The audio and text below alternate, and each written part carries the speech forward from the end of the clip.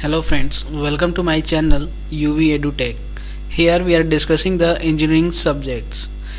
In this lecture of metal forming analysis, we are going to learn about how the strain occurs in the material and knowing their types of strain.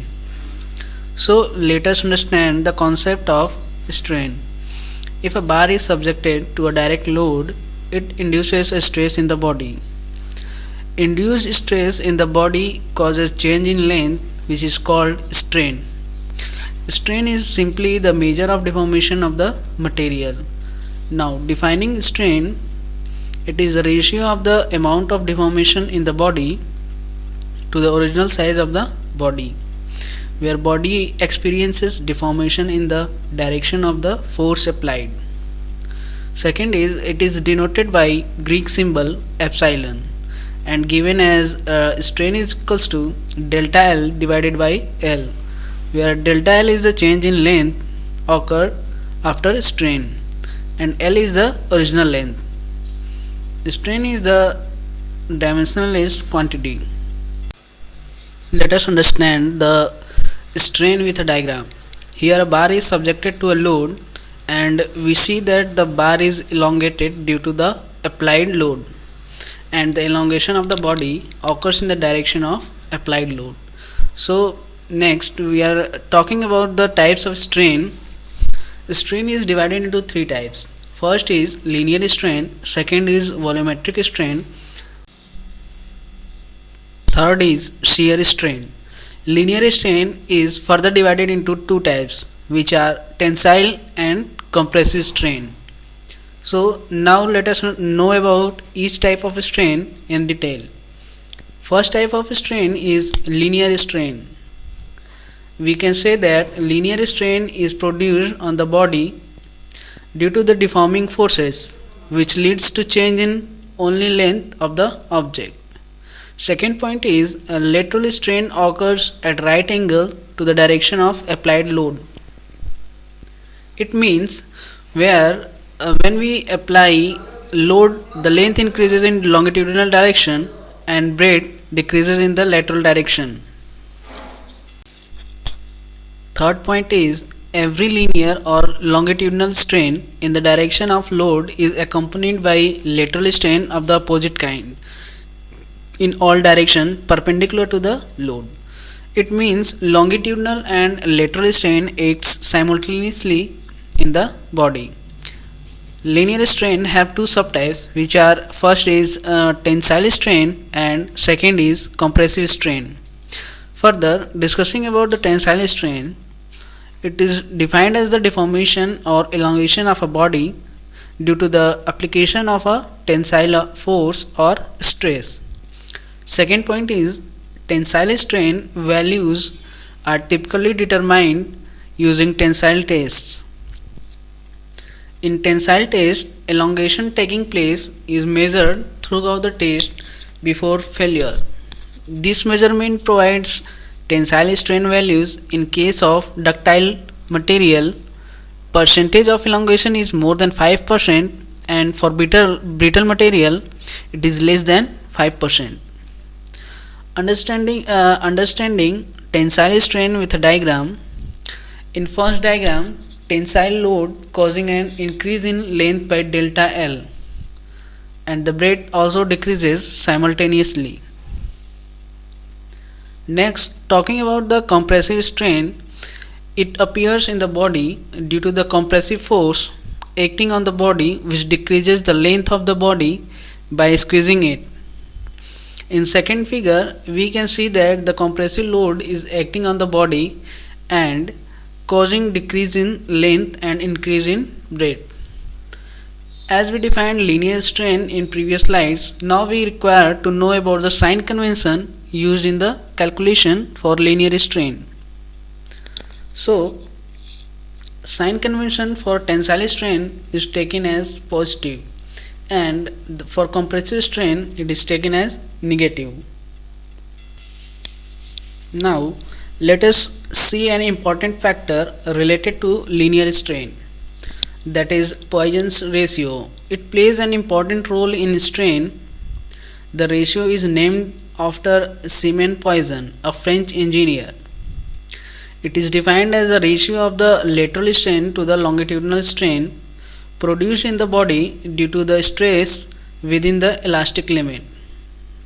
Hence, this is helpful to measure deformation in material, but it is only applicable when deformation is within the elastic limit. It is denoted by mu. In the diagram given below, we can see that when a body is stressed, a body increases in longitudinal direction and decreases in lateral direction. Next, let us know some significant facts about the Poisson's ratio. So here, first point is the Poisson's ratio helps to choose best material for designing precision parts in aerospace engineering applications.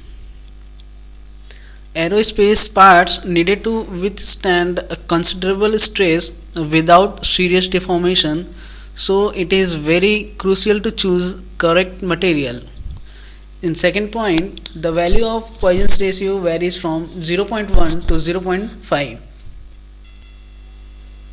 Third point is the lower value of Poisson's ratio signifies that the material is more resistant to the deformation. It means if material have high resistance to the deformation, then this material has low Poisson's ratio. Next, we can calculate increase in bar length in the ratio by 1 plus epsilon to the ratio 1, and decrease in lateral dimension can be calculated by 1 minus mu epsilon to the ratio 1. In the same way, for cross-sectional decrease, it can be given in the ratio 2 in bracket 1 minus mu epsilon to the ratio 1.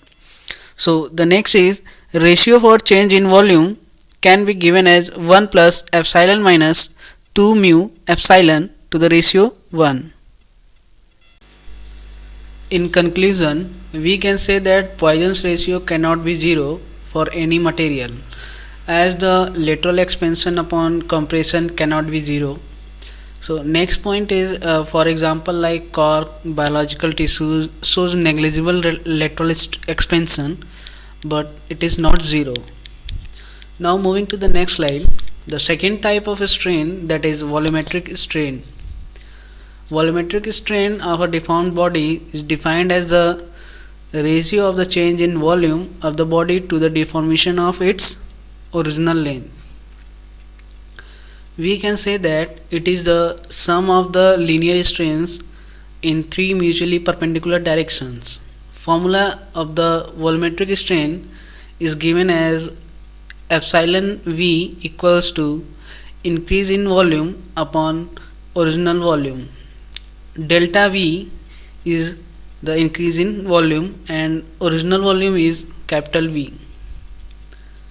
Taking some cases in volumetric strain, in the first case, when bar is subjected to the tensile load, the volumetric strain in terms of Poisson's ratio is given as epsilon V equals to delta V by V, which is further equal to delta L by L in bracket 1 minus 2 mu.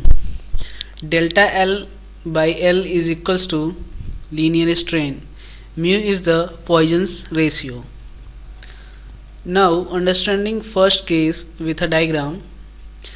In this we see that the rectangular bar subjected to a tensile load on breadth of the bar. Deformation resulting in this cross section can be calculated by the previous formula. In second case, volumetric strain of a rectangular bar subjected to three forces which are mutually perpendicular, which is shown in the second diagram. In this case, volumetric strain can be calculated by the formula epsilon V equals to delta V by V equals to 1 by capital E in bracket sigma x plus sigma y plus sigma z in other bracket 1 minus 2 mu, where sigma x, sigma y and sigma z are the tensile stresses. If any stress is compressive, then it is taken as negative. delta V by V is positive, it represents the increase in volume, whereas the negative value of delta V by V represents the decrease in volume. In third case of volumetric strain, that is volumetric strain of cylindrical rod, it is given as epsilon V equals to delta L by L minus 2 delta D by D, where delta L by L is the linear strain and delta D by D is the strain of diameter. Now, talking about the important factor related to the volumetric strain, that is bulk modulus. Bulk modulus is defined as the change in volume of a body produced corresponding to the compressive or tensile stress acting throughout the surface uniformly. Bulk modulus describes the body reaction when compressed uniformly. It is the fact that when the external forces are perpendicular to the surface, its distribution is uniform over the surface of the object. Bulk modulus is denoted by capital K and given as K equals to sigma upon delta V by V, where sigma is the direct stress and delta V by V is the volumetric strain. Taking an example of a cube in the diagram, three mutually perpendicular stresses acting on the cube, which leads to the decrease the volume of the cube by compressing each side of the cube. Now, seeing some important facts about the bulk modulus. First point is bulk modulus used to measure solids incompressibility. It describes how much a material will compress when the external force is applied on it. The second point is higher the value of K for a material, higher is the nature to be incompressible. Material cannot have negative bulk modulus, but there can be a material with a negative incremental bulk modulus.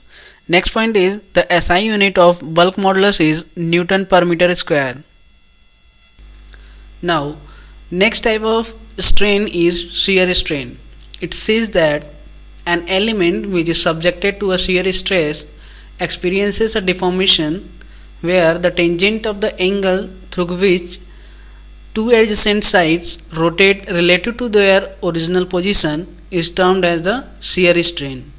It is denoted by gamma and given as gamma equals to tau by G, where tau is the shear stress and G is the shear modulus. This strain is a dimensionless quantity and the angle by which the body is distorted is measured in radians. Let us see the diagram. In this diagram, we see a block where a shear stress is acting on the surface of the body.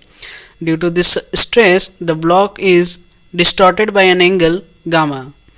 Original shape of the body was a rectangular, and after the deformation, it changes into a parallelogram shape. Next, as we see how shear modulus is related to the shear strain, so the next let us define the shear modulus. Shear modulus is defined as the ratio of shear stress to the shear strain within the elastic limit. It is also known as the shear modulus of rigidity.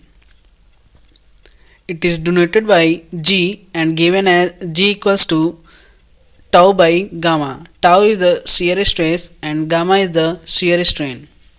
Shear modulus of rigidity explains how a material resists transverse deformation when the shear stress is applied on the body. The above formula is a specific form of Hooke's law of elasticity. As we have defined the shear modulus, so let us see some important points related to it. In first point, we have a shear modulus of metals is usually observed to decrease with increasing temperature. The shear modulus at different temperatures are measured to clarify the yield strength changes with the temperature. With respect to model of shear transformation zones. Next point is shear modulus is one of the several quantities for measuring the stiffness of the materials. Third point says that the shear modulus of rigidity is measured using SI unit Pascal. It can also be expressed in pounds per square inch. Next, we have the shear modulus for wood, that is 6.2 into 10 to the power 8 Pascal, and the shear modulus for steel is 7.2 into 10 to the power 10 Pascal. Thus, it implies that the steel is a lot more rigid than wood.